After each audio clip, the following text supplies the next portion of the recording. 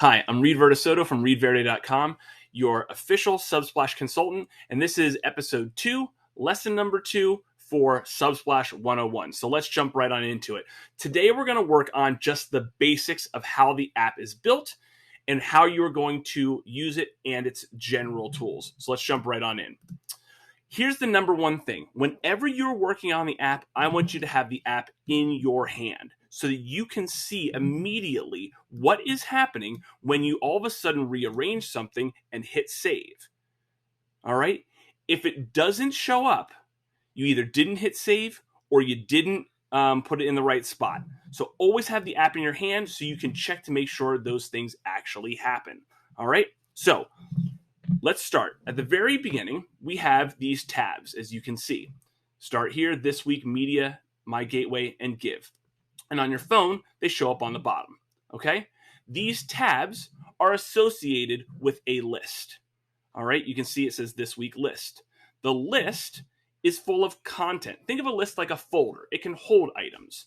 So if we click on Add Item, right, we have all of these items that we have added below, and they are in this order. And the way that it's being displayed is according to the design panel over here on the right-hand side, all right? If I were to change this to a grid, it would now show up this way. I hit apply and save and drag down. And to be perfectly honest, I don't know what these images look like, all right? Because I haven't updated them in a while. We can move on back, go to stacked, all right. And we can hit no thank you. Overlay banner, actually off of that. And we can turn this stuff off. Apply. All right. I happen to have this little thing here in my way, so I apologize. Let's see if we can get it this way now. There are the margins and off. Apply, save, drag on down. There we go. Back to normal. All right. So the next thing that we have is if we wanted to add items to our stuff, we can click Add Item. Now, here's the rule. Everything that comes into the app has to be one of these radial buttons first and foremost. There is no other option. And basically, we only have 4 tools. The first thing we talked about was a list, okay? The list is just like a folder, and we can put any of these other things into a list, all right? It's just going to be the thing that organizes and helps us navigate through the app, all right? A list can hold all of the other things. The next thing we have is media. Media series, media item, live media item, album and song. These things are all media, all right? A media series is the TV show. A media item is the episode. An album is, the TV show. The song is the episode, all right? Live media item just happens to mean that it is going to be live using your streaming service, right, from Subsplash. And then once it's done being live, it will become a media item.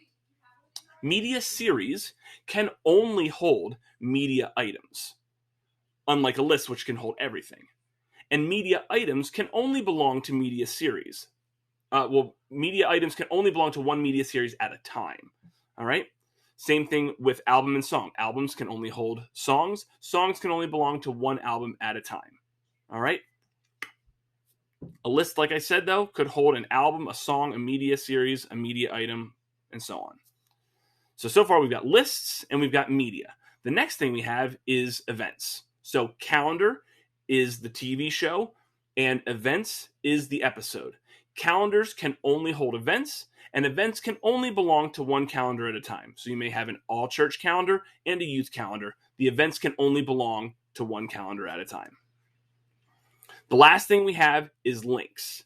All right, link and RSS. RSS is a fancy link, real simple syndication, but a link is anything, all right, that has a URL attached to it.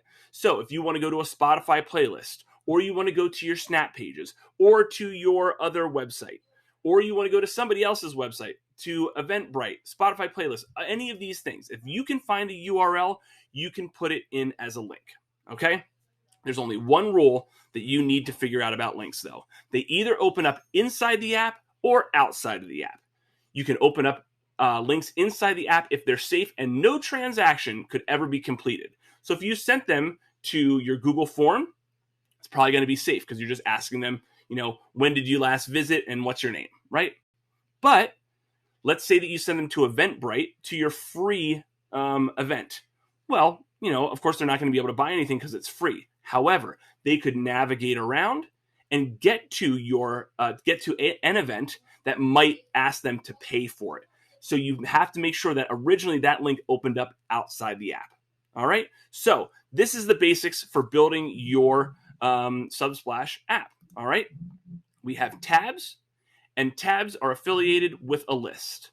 The list is filled with items, and the items that we can use are lists, links, media, and events, basically. All right.